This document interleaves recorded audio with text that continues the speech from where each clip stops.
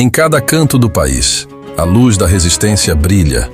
Não importa quão sombria seja a noite, o amanhecer sempre chega. Juntos, somos a chama que nunca se apaga. As trevas tentam nos dividir, nos enfraquecer. Elas sussurram mentiras e semeiam o caos. Mas nossa vontade é mais forte. Nossa união é inquebrável. Esta é a nossa luta. Esta é a nossa história. A batalha contra as trevas é nossa missão. E não descansaremos até que a luz prevaleça. A esperança nunca morre. Junte-se a nós nesta batalha.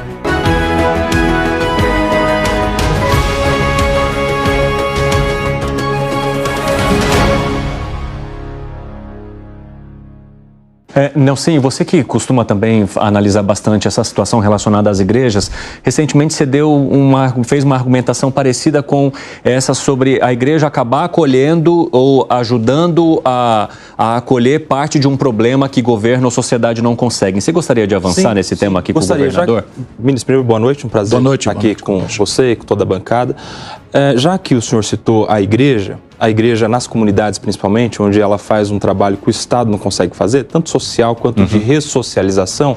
Aliás, é nas igrejas que geralmente estão as pessoas que anteriormente praticavam crimes, estavam presas e geralmente encontram um novo sentido na vida através da fé. Como é que o senhor está avaliando a PEC que amplia a imunidade tributária para as igrejas, que é um tema atual em discussão no Congresso Nacional? E que gera... Veja, primeiro, não sejamos inocentes, não é?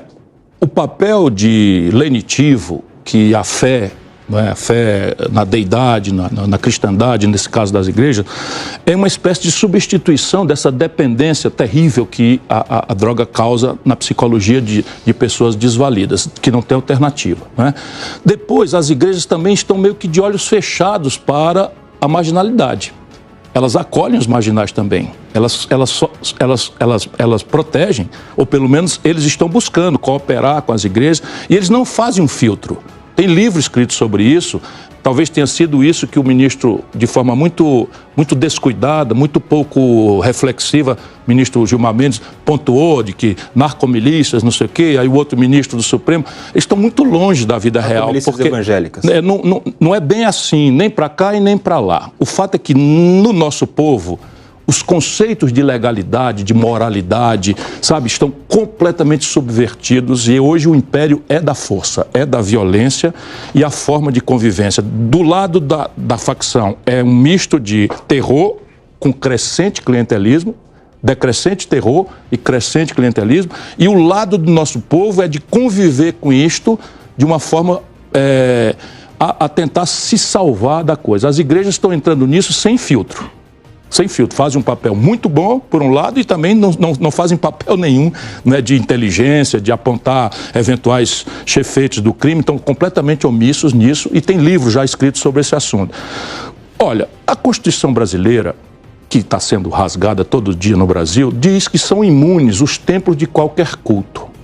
Ora, daí adiante, é uma forçação de barra você estabelecer que a transmissão de riqueza dos templos, riqueza ou de recursos para a sua sobrevivência, como queira chamar, mas de valores, não é, econômicos, dos templos de qualquer culto, protegidos pela imunidade, para o patrimônio pessoal, eventualmente de pastores ou padres, ou seja, o que diabo for, me parece errado. Que viraram, né? Olha, você colocou num tema extremamente importante. Você sabe que eu sou médico, que todo médico gosta de diagnóstico.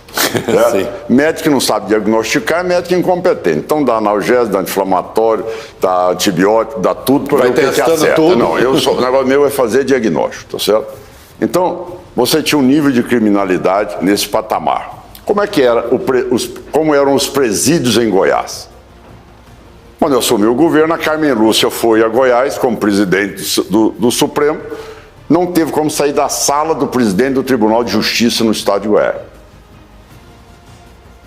Não teve como sair da sala.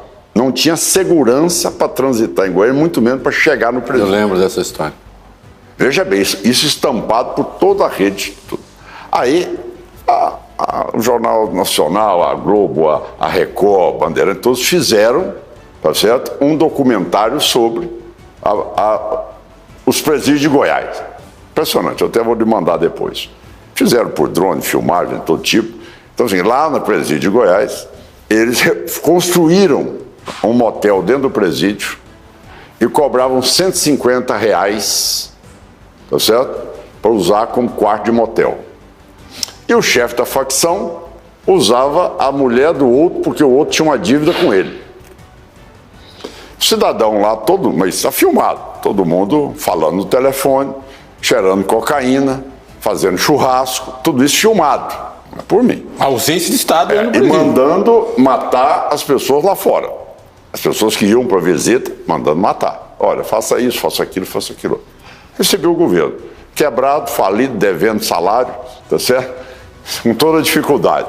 Resolvi, aos poucos, investir R$111 milhões em penitenciárias. Construí 2 penitenciárias novas, reformando penitenciárias. E aí vem o seu caso. Meu caso você citou hoje.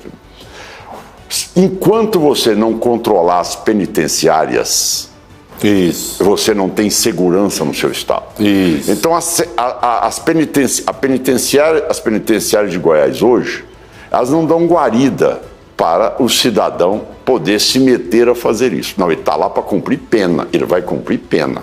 Agora, o que é que tem? Tem um lado que nós vamos ver, que é o lado de vocês. Primeiro, quantos estão presos sem ser julgados? Isso. Hã? Não, quantos estão presos sem ser julgados? 400 mil, mais de 50%. Hoje, quando você tem os faccionados com total liberdade, ele ameaça os outros e não deixa com que eles se integrem para poder ser ressocializados. Isso. Trabalhar, poder estar lá fazendo serviço de marcenaria, ou se não de confecção, ou se não na área do que ele desejar ali dentro, que tem todas as estruturas montadas para ele, porque o faccionado não admite trabalhar. Então, isso tudo é o que eu fiz. Não. Essa penitenciária aqui de segurança máxima, aqui está o Comando Vermelho. Essa aqui de segurança máxima, no outro lugar. Essa aqui está o PCC. Certo? E tem uma tal de Amigos de Estado. Essa aqui está no outro aqui. Como Amigos de Estado? Acho que Amigos do Amigo. Tem Amigos também, mas acho que é local. Meu Deus, tem de tudo. Então, quer dizer, isso é desse jeito. Então, de repente, quando eles estruturam aquele movimento lá na cidade, eu pego todo mundo, boto dentro do ônibus, mudo para outra, pego a outra, mudo para cá. Então, a partir daí, eu cheguei àquilo que se chama segurança plena em Goiás. Porque os cabeças não tiveram mais acesso a nada. Não tiveram mais como mandar dar ordem, nem determinar, e nem serem temidos dentro das penitenciárias. Então, ou o Estado assume o comando, mas o que o cidadão quer? Isso é muito comum. Eu sou governador por 4 anos, daqui a pouco eu vou ser governador por mais 4 anos, acabou. Aí o colega meu diz, mas Caiado, daí 4 anos, meu amigo, eu vou largar isso e vou fazer tantos inimigos na minha vida, deixa isso acontecer. Então o que está faltando no país é exatamente uma política que mostre resultados. É isso aqui. Não é violência, não é truculência, não é tortura, não é desrespeito, é cumprimento da ordem. Isso. Bom, a discussão sobre as drogas, ainda falando sobre a segurança e o combate não só ao tráfico, mas também essa discussão paralela que está sendo feita do Congresso com o Supremo. Em que ponto que isso vai dar? Agora a discussão no Supremo está suspensa com um pedido de vista e o Congresso, enquanto isso, vai avançando. Será que o Congresso e o Supremo podem decidir algo diferente e o que vai acontecer lá na frente? Olha, o Brasil está vivendo uma grande baderna institucional, não é? Porque nós adotamos um presidencialismo americano e não somos a América do Norte. Então, no caso brasileiro, nós temos uma disfuncionalidade completa, não é? Em que a ação ou omissão do Congresso Nacional é suprida de forma hiperpolitizada pela Suprema Corte. Você tem, por exemplo, marcos que a imprensa vai esquecendo e os políticos já vivem disso também, dessa omissão do corpo da imprensa brasileira como um todo. Aqui não é uma crítica, vamos dizer, leviana, muito mais uma queixa de quem sabe que sem uma imprensa plural, vigilante e tal, não tem democracia. Então, repare, nós tivemos o marco legal das comunidades indígenas. Já foi um exemplo do que nós estamos vendo de novo. Então, em cima de uma ação, repare que absurdo. Se o senhor estiver falando demais, me interrompa. Repare. O senhor está aqui para ser ouvido. Repare, dois assuntos da moda. Quando eu digo da moda, eu não quero torná-los irrelevantes, não. Mas assim, 2 assuntos da moda colidiram em Santa Catarina e no Espírito Santo. Uma comunidade que se referia como indígena requereu assentamento numa unidade de conservação que está existindo para a proteção da questão ambiental. Então colidiram o marinismo com o sonaguajajarismo. Né? Isso é o desastre do Brasil. Né? Então ninguém para pensar, ninguém, não tem ciência, não tem mediação, é tudo essa picaretagem de imagem. Então o marinismo com o guajajarismo colidiram nisso, porque os índios pediram a terra que era unidade de conservação.